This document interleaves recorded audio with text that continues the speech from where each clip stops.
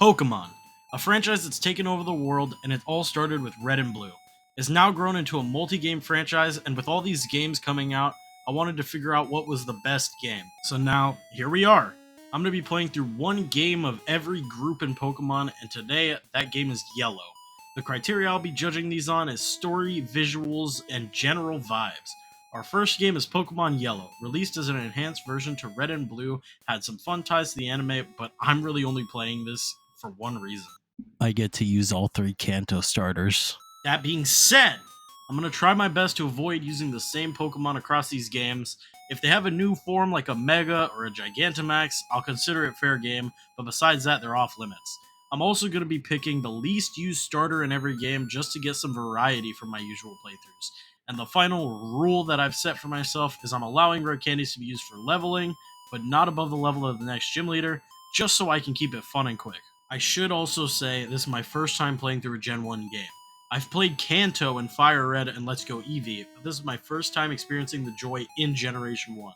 Other than knowing of some Gen 1 oddities like the 1 in 256 glitch and crits being tied to your speed stat, I know nothing else, so let's just get into it. Our journey begins like many others have.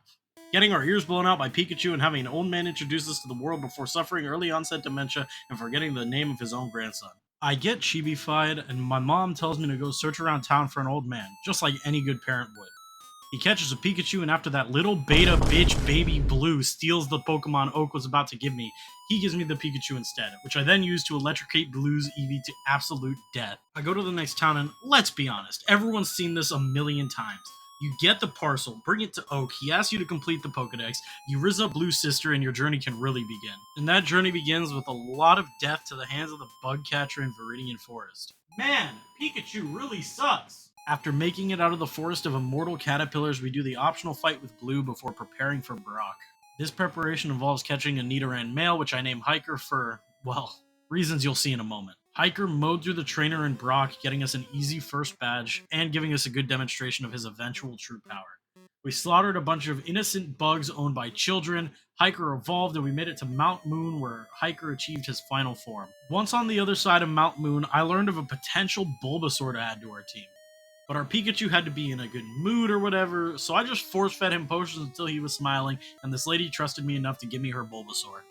That's not a Bulbasaur. I leveled my Pokemon for the challenge ahead, and with the power of Hiker and Blossom the Ivysaur, we made quick work of Misty's team. Next on our hit list was Blue, and well, Hiker made murdering everything Blue ever loved look easy, and then continued to make a trail of bodies down Nugget Bridge. And hey, we got a Charmander that looks suspiciously like Rhydon, and I named him Buzz Lightyear! The world's greatest superhero, now the world's greatest toy! And after looking for my next team member in the wrong grass for 30 goddamn minutes, I looked up where to find him and then spent 40 more minutes trying to catch Abra. Then I went to assist Bill in his Definitely Not a Sex dungeon and sped my way to the SSN, where I patted a grown man's back because he flew up and then made a very controversial decision. And that decision was to cheat in Mew. I looked it up and found out there was no move deleter in Yellow, and I didn't want to put HMs on my team, and I didn't want to catch a Pokemon just for HMs, so I have Mew. I'll never use it in battle, it's just for HMs, but I thought it'd be a cool novelty to see it a couple of times. Anyway, now that cheating is done, I did some more cheating by leveling up my team, and then did the worst fucking puzzle imaginable. Who the fuck let this in the game? Anyway, with Spork all grown up, I swept through Surge with no issue, and I'm sure Spork won't be a crutch to lean on, and him wiping teams won't be a repetitive thing throughout this game. I went and grabbed Flash, but even with Flash, I spent 30 minutes in Rock Tunnel because I refused to look up a map. And I decided to wait on Lavender Town for when I get the Silph Scope, so we're straight to Celadon to get my Eevee, which, listen, I got some bad news for you Pikachu enjoyers. The starter is bad, like god-awful. It doesn't get boosted stats, and it can't evolve, and it was seriously underperforming to this point. So, moving on, I used Hiker and clicked Thrash to kill every single rocket in the hideout, and then used Blossom to sweep Giovanni. Then it was time to greet the pervy old man who likes watching sleeping women and fight Erica. Which wasn't exactly easy. Ember was the only fire move Buzz knew, and that was luckily good enough to get by. Then I went to Lavender Tower, beat Blue's ass, freed the spirit of the Marowak, got the flute before going south from Lavender Town. which is weird. Every time I've played Kanto, I've always gone through cycling roads, so this was a new experience. After making it to the next city, I remembered I was supposed to grab Squirtle after killing Surge, so I went to pick up Squirtle and welcomed Bobber to the team, and I also leveled my whole team up. I spent longer than I want to admit in the Safari Zone, especially for someone who's played Kanto like 6 times, and then went to beat Koga's ass, given he's a poison-type gym leader. While talking about Alakazam, isn't it weird that Koga's gym is a poison gym, but all his trainers use psychic types? And it's extra weird because poison is one of the most common types in Kanto. Anyway, now it's time to bribe an officer of the law and spend another eternity in Silphco before fighting Giovanni again, which for some reason I used a fire type for. And then you would expect me to go and fight Sabrina, but I totally forgot and went to fight Blaine instead.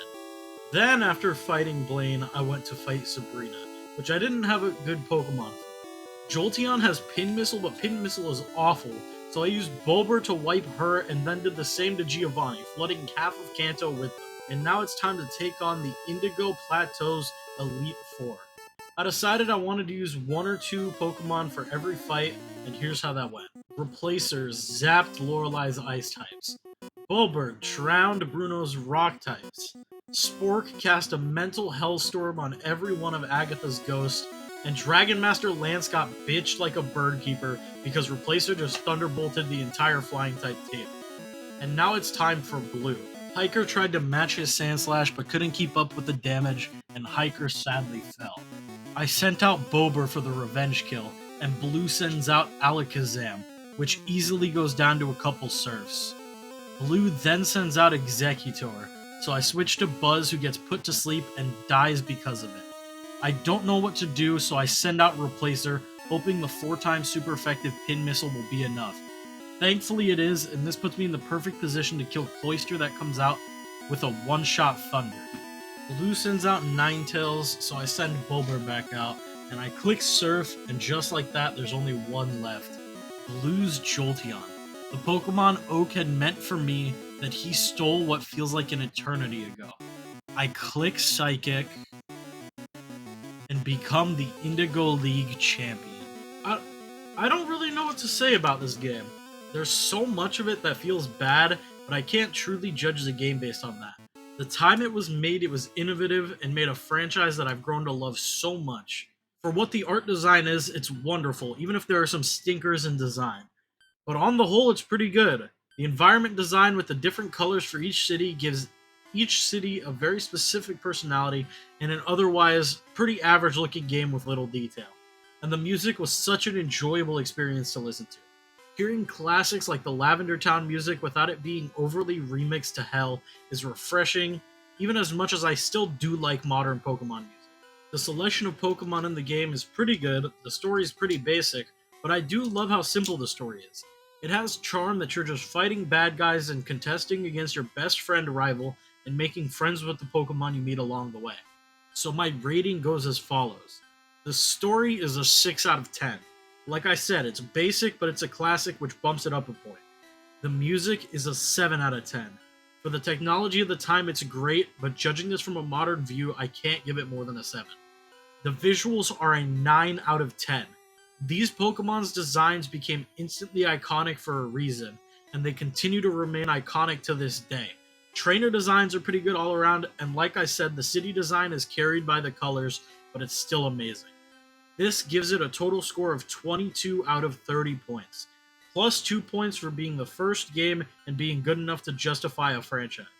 I also decided I'd make a tier list for these, and this game goes in B tier. It's perfectly passable, but nothing exceptional, so I decided it would be the baseline of the tiers. Anything better can go in A, and anything worse, well, we'll see that next video.